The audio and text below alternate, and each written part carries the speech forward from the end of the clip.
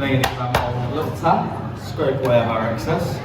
Chocolate was very expensive back then, so they would not like to waste any. All of this excess would be either reused later on in this process or in a different process of chocolate altogether. If our chocolate was tempered correctly, nothing is going to come out of our mold whatsoever.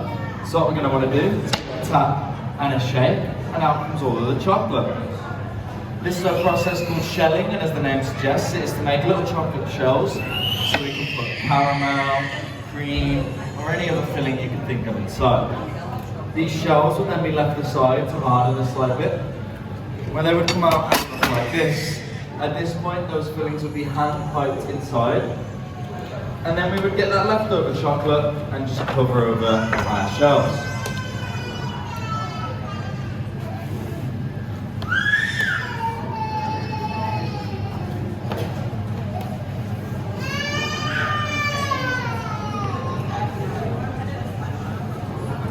We're then going to give it a little tap, scrape away our excess one last time, and then this chocolate will go into the fridge where it will set in about 30 minutes.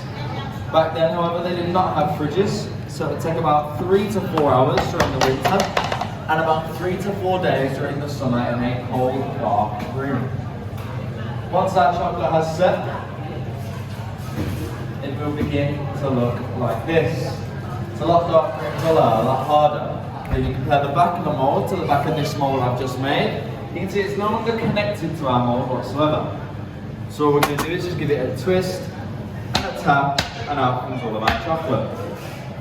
If you take a closer look at this chocolate, you'll notice that there are heat marks on it, the ones that I mentioned earlier. These little light brown splodges and lines for our chocolate, which means all that we'd have to do with this chocolate now is remelt it